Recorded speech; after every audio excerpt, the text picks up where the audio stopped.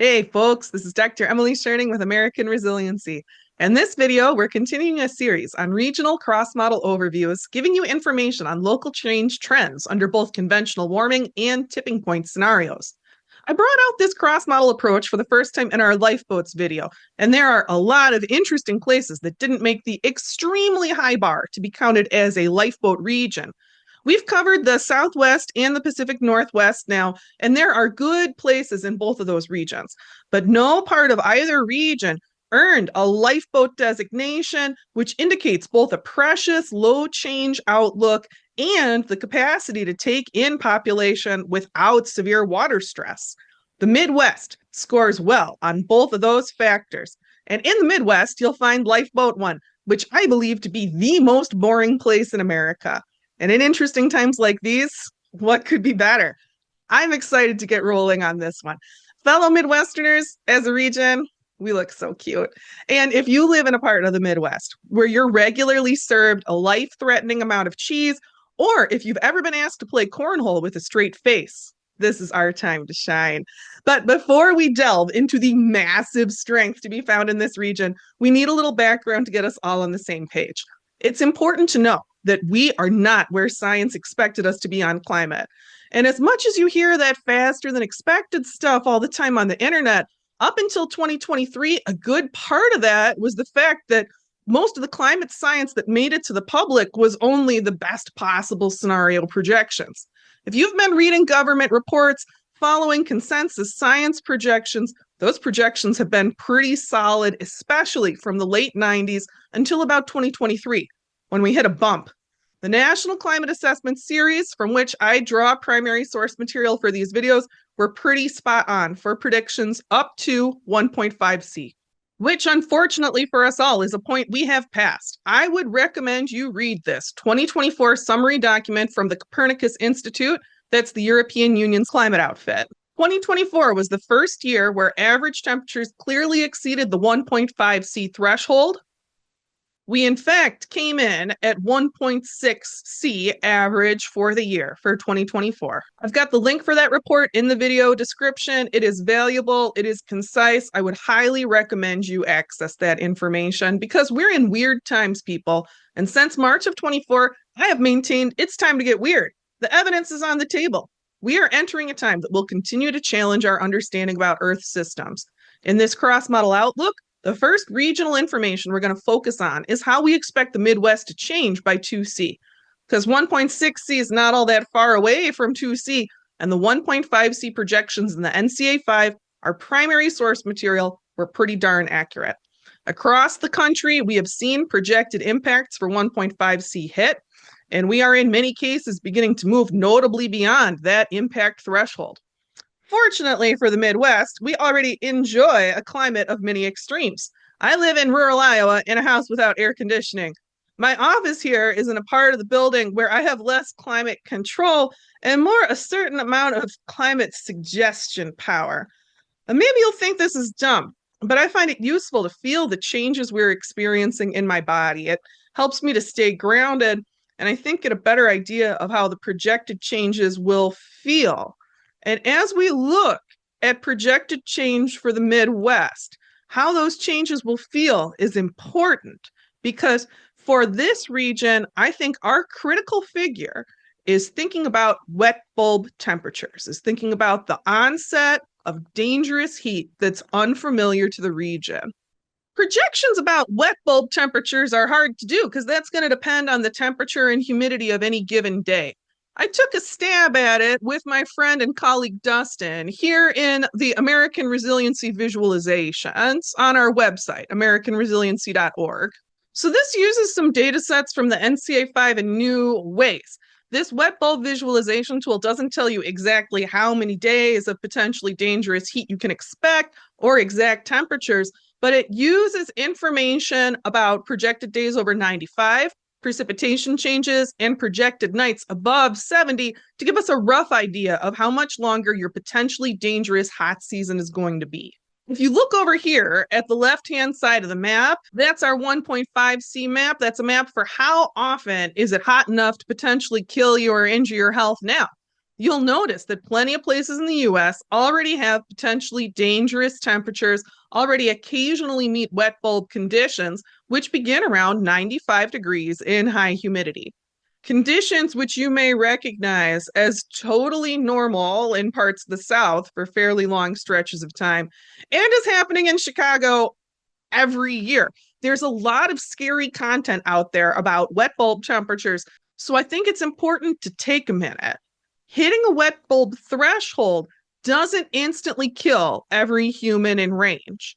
It causes population level impacts that get worse the longer conditions endure and that are more dangerous the higher the temperatures and humidity are. So to me, the question when we're talking about dangerous heat coming to a region is how long will wet bulb conditions last? And will projected conditions exceed a baseline climate where people have already for long periods of time been able to live without air conditioning? 95 and extremely humid is not that uncommon in many parts of the globe where people live today. And please note, I'm not trying to say wet bulb temperatures aren't a real threat. I'm trying to say that this is not the sort of threat that we should be so terrified of that we don't think about our capacity to respond. We should absolutely consider this to be a threat that is within our capacity to respond. So looking back at this left-hand side for a minute, in these purple regions where we're starting to see a 4-week season for potential wet bulb temperatures, those purple areas are where in many cases I am indeed getting messages from people these past 2 years talking about changes in summer conditions where the summers are kind of beyond what they were accustomed to in their home area. But if you look, you'll see there's a lot of this orange color throughout the southeast, up through the southern plains. We see a lot of this orange color. That orange color is a pretty good proxy for traditional wet bulb type conditions that we often have seen in the American South. It shouldn't be a shocker to anyone that summers normally include potentially dangerous heat in central Louisiana, for example. Now let's look at the right-hand side, which sucks. Like, this is a dramatic change. I think it's really important for us to try to take a minute to understand the jump in heat in the summer that's projected to come between 1.5C and 2C. Let's zoom in on the Midwest. You can see the Midwest, by and large, is staying out of the purple, this region where people are really starting to tell me they're feeling unusual heat stress on the ground.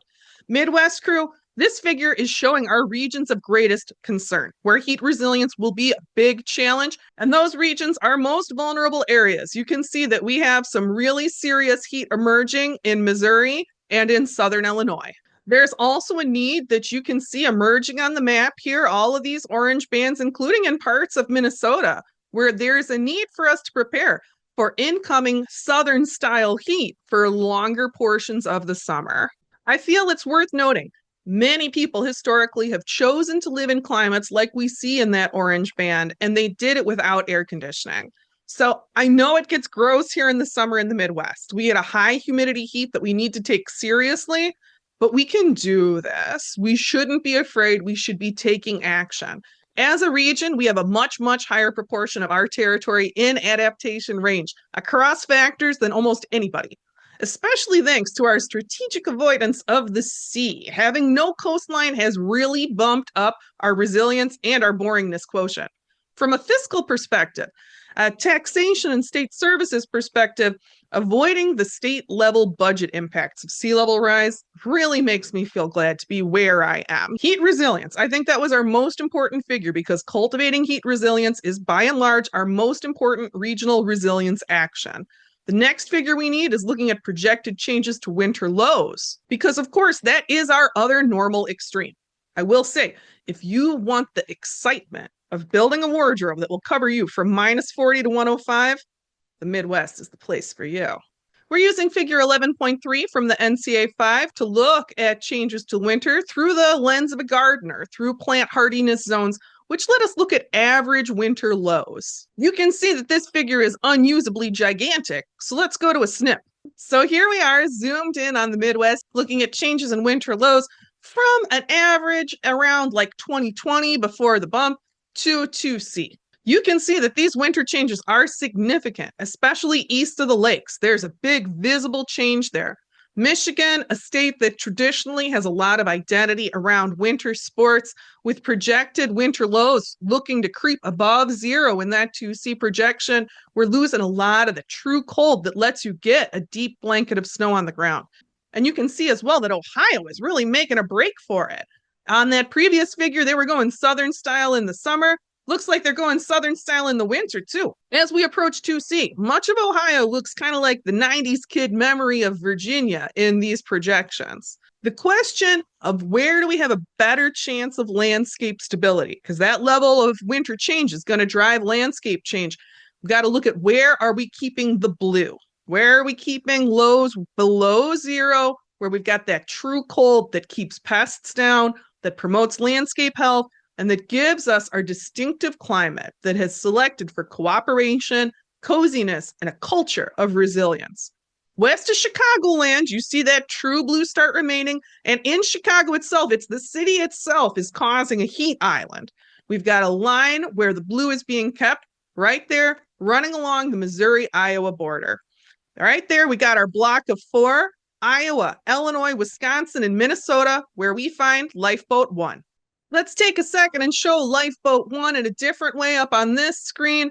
I do not mean to say anything negative about the lake cities over here, closer Lake Michigan. It's just a little higher change over there. I'm not saying anything bad about you, Iowa City, Des Moines. It's just a little bit higher change south of the border here, still well within adaptation range, outside of the borders of this square of wonderful boringness, where we're looking at the lowest change and some of the best capacity for intake in the US. Overall preservation lines up great there, not just on the factors I've talked about so far here, but on every factor. And if you want more details, let's check out the appropriate state level video. You can find videos for every state if you look in the search tab on my YouTube page. Let's say Illinois. If you search for Illinois, you'll see that I have an old version based on the NCA 4 and a new version based on the NCA 5. For the most up-to-date information, you want a 2C NCA 5 outlook. They're available for all 50 states. Now, we need to talk about something serious. We need to talk about fire. Heat resilience in our region is very important, but the level of landscape change we're outlining in some parts of the Midwest, it's going to be hard on the landscape. Let's pop up figure 7.4 from the NCA 5. This is the fire map, and it's hard to read. Let's make it a little less hard to read by going over to the modified version that our regular volunteer and wonderful community member Ash made for us. Well, popping some state boundaries on here, this hurts my brain a lot less. Look at the fire risk, and I want to make a note that it's hard to read this map because the keys are on different scales, so you have to do math to interpret it. And it's important to know that where we see white, it doesn't mean everything's fine. It means it's not modeled. So looking at the Midwest, we talked about the high level of landscape change in Ohio. We do see significant risk increases in Ohio. We see significant risk increases in southern Iowa. I can verify with my own eyes. We're starting to see a lot of dead trees for a number of reasons in southern Iowa. But the standout risk, obviously the most serious risk increases are in the northern woods of Michigan, Wisconsin, and Minnesota. It's a serious threat. It's part of why the northern Lifeboat 1 boundary is drawn where it is. As you get further north, you start running into those beautiful true north ecosystems, cold adapted ecosystems. You used to start to see reindeer moss on the ground there further south than you do now. You used to start to see in the fall those big rose hips from the northern roses. The northern woods are a beloved part of the Midwest. For many of us, not just folks who live there, these woods are a beloved part of our shared heritage. Many families in Iowa, Illinois, Indiana, and Ohio would traditionally go north in the summer if they were at all able, and that included working class families. My grandpas were both working class, factories and trades. They would hunt and fish up there whenever they could. They loved the land and the water. They supported conservation. And the food that they took from the land that they had in relationship with the land, it was important to their families, especially when they were young men and when they were more poor. It sounds funny with me growing up in Chicagoland, but the North Woods are where I learned how to forage when I was a girl. Northern Minnesota was the first place I intentionally picked something wild and put it in my mouth. And this is as a little nerd who'd been studying plant books for years, who was able to identify so many edible plants in the pretty well enriched habitat where she grew up, but who never dared to taste anything because it didn't feel safe or clean. But in the North Woods, it felt possible to be safe and to be clean enough. The land up there, the Northwoods lands, they're such a giving land. The Midwest region is part of the homeland of the Anishinaabe peoples, the big Anishinaabe cultural group. I have been so fortunate in my life to have encountered Anishinaabe teachers and healers. In particular, I want to name the late Paul Rock Kretsch, a beloved man who contributed to the cultural revival moment, to whom my Minnesota video is dedicated. To anyone who can see, the Northwood lands are giving lands. Many people there even now make a living connected to those ever-giving lands, including many ricers. You can learn more about that living lifeway in this video, the Manuaman Lifeway Restoration video. So change coming to these lands and fire coming to these lands, that has a cultural weight that hurts us all in the region. These lands have given us so much, and too much has been cruelly extracted from them. Too much continues to be cruelly extracted, with plans for increased mining in Minnesota that could pollute some of our most precious watersheds, with the beginnings of plans for more nuclear energy in Iowa, squandering our precious wealth of groundwater to power AI, spending our generational future on stupid BS that encourages us to turn off our brains. I get mad about this stuff. I'll keep telling those who hoard wealth to move up to Duluth, up in fire country. This notion that Duluth is some magical haven is bizarro, and it's hurting people. Duluth is a working class town, a heavily indigenous town that is seeing housing prices skyrocket beyond what families can bear. The Cargills are just one family that's buying up large numbers of houses with no thought for the suffering of the community, desiring from the locals only passivity and uninterrupted service. Let me tell you what I think. I think we need some Chicago energy to move throughout our region, old school Chicago energy, to bring us together around our land, around workers' rights, and around the importance of housing for people, not for corporations. Because we could take in more people here, and we could have a good, sustainable lifeway here with more people. We're a welcoming community, but this land needs to be to support our communities, not to support wealth extraction. Our region is powerful in life, rich in soil and water, a giving land and a giving people. We shouldn't let anyone take that away from us. The fires are going to come, and we need to move through the fires. We're doing it, though. We're doing the work. We have some of the most ferocious fire response in the nation to this biggest increased threat of fire in the nation. I will highlight just some of that work now. The U.S. Forest Service is doing some important, groundbreaking work in Superior National Forest, which you may notice was one of the areas with the highest fire threat. This is a big project, this assisted migration project, to keep the forest canopy up. They are raising and moving thousands and thousands of baby trees to help tree species make the jump, as this level of change outpaces their natural generational movement. There's a need for assisted migration because climate change is part of the problem. But there is another part of the problem that Anishinaabe teachers want us to know, and that is the need for the restoration of traditional controlled burns in the northern woods. Did you know that was an indigenous practice in the North Woods? I didn't until I was taught so, and it was only in the last year that I learned that. I learned it from my friend and fellow AR leader, Amber L., whose teaching in that Manuaman Lifeway video is very wonderful. And I learned it from the Great Lakes Indian Fish and Wildlife Commission, one of the highest quality sources of information out there. Their climate change work, if you want to read a fabulous document, you want to read version 2 of their vulnerability assessment, download it here. It's incredible. I have tremendous respect for the work of the Great Lakes Indian Fish and Wildlife Commission, which incorporates multiple methodologies and multiple ways of knowing in the sort of actionable documents that we need in these times of change. The suppression of indigenous fire practices has contributed to this problem that we're facing. The use of fire as a tool could help restore understory health and increase the productivity of important traditional food plants like blueberry. And many of the birch trees in the northern woods are approaching the end of their natural life cycle. Not all trees live for thousands of years. Many species of birch trees only live about as long as people. If we love these lands, we would be wise to learn from our elders in the land. In some other parts of the north that looked so dark, so high change, high risk on the map in terms of this fire threat, we're not talking about a great wood like the Superior National Forest. Let's look at northern Michigan on a satellite map. Here we are, zooming in.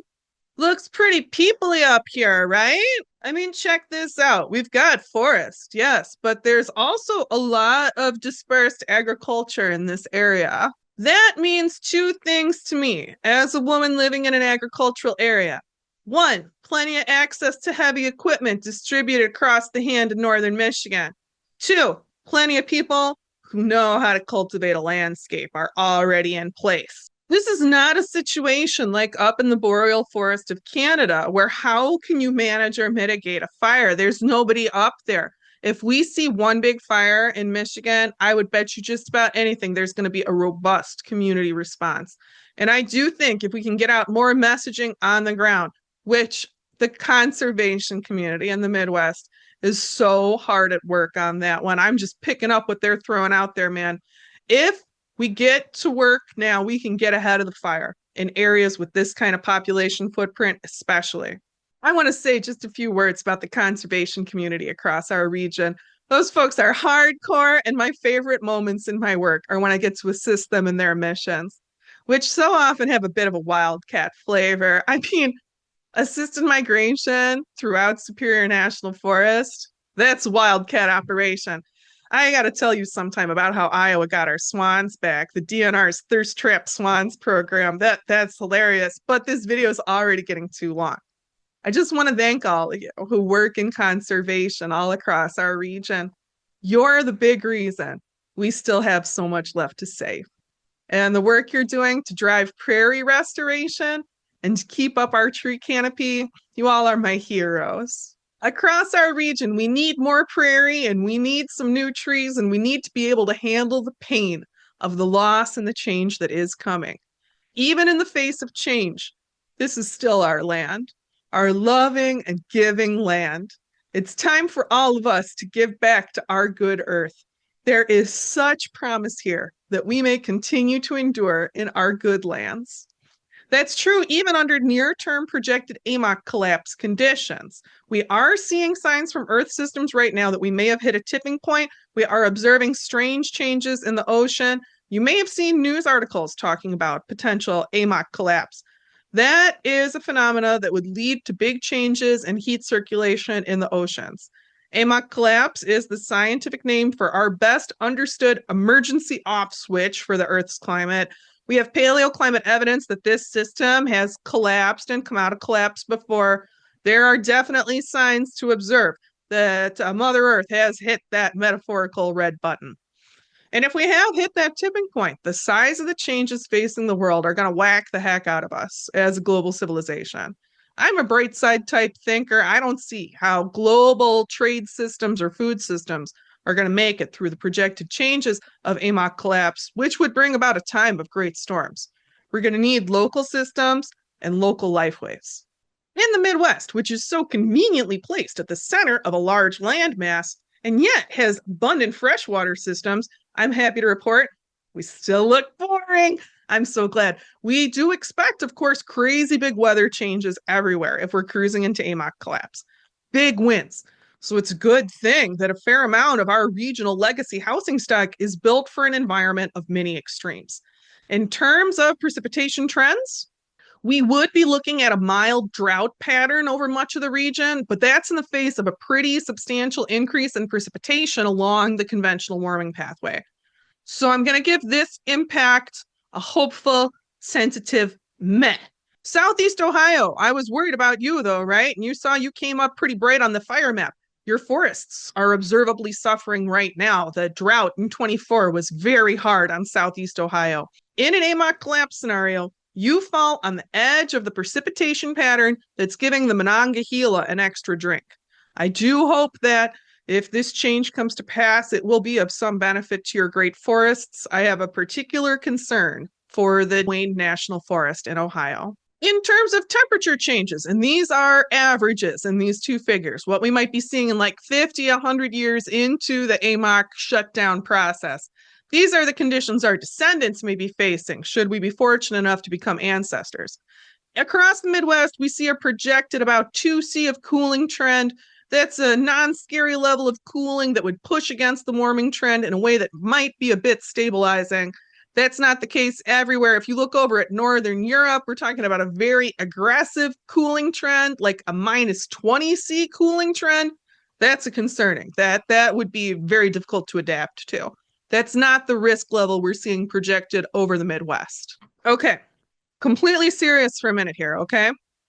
Being in the center of a large landmass is important if we look at what we know about extinction events through Earth's history. When we talk about saving what we can save, in the Midwest, we're in a critically important place to save what we can save. We're living, all of us, in an extinction event. And in bottleneck situations, we know small populations matter. Our prairie ecosystems, our soil building ecosystems, they matter a lot. They matter to the future of life, no matter what happens to us. They have made it through great fires before. We got whacked and we come back. The reason our lands have our awesome Great Lakes, well, some scientists believe it's because we got smashed by a giant meteor, which you can kind of see here in the groundwater patterns in Michigan. Those are some real meteor-looking circular patterns, right? If you're working on the ground here, your work matters. Don't let anyone tell you otherwise. People do it. We all know there are people who look down on us in our region because we're nice. They look down on us. They convince us we're not worth so much. They do that so they can extract our resources at profit that only benefits them. Many of our families in the Midwest, many of our communities, we have not yet forgotten that our strength is in the earth and our strength is in the land. This is an important time to care for our land, for our ever-giving land, our land that shows us so much love. We need to hold tight and believe in ourselves and in our power. Collectively, we did a bad thing in the Midwest. We broke the prairie. We ripped it out, but we can restore the balance in our region. We can help the prairie live again, and we can help the wetlands flourish again. So many of us are doing the work. We're living in a critical time where we must protect our natural resources for our generational future here, because I believe we've got one, and not everyone can say that in these times. There are places in our region where resilience building is very necessary. St. Louis is our population center that looks particularly vulnerable, but there is no place in our region that I'm counting out. We can do this. Let's get ready. Folks, thanks for watching. Your incredible support has enabled AR to bring climate resilience information to over 175,000 Americans in 2024 alone. And thanks to the AR community and our monthly donors, we're going to continue to expand our reach and program offerings in 2025. It might interest you to know AR doesn't rely on grants or on state or federal aid. AR is a 501c3 that relies entirely on donor support to continue our vital work. Every contribution, whether it's $5 a month or a one-time gift, supports our efforts to help regular people prepare for and adapt to our changing climate. We've recently grown our team. We made our first hire in January. We'd appreciate your support as we prepare for our ground launch, bringing new resources to help you build resilience in your community. I'll be sharing more about that next week in the video for March 13th. If you want to donate, please click the donate button in the top right corner of our webpage, www.americanresiliency.org. I really appreciate your support, and I thank you for being part of this important work. Whether you're doing it through financial support, through volunteer work, through spreading the word, or most importantly of all, by doing the work on the ground. Thanks for getting ready with me, and I'll talk with you again soon.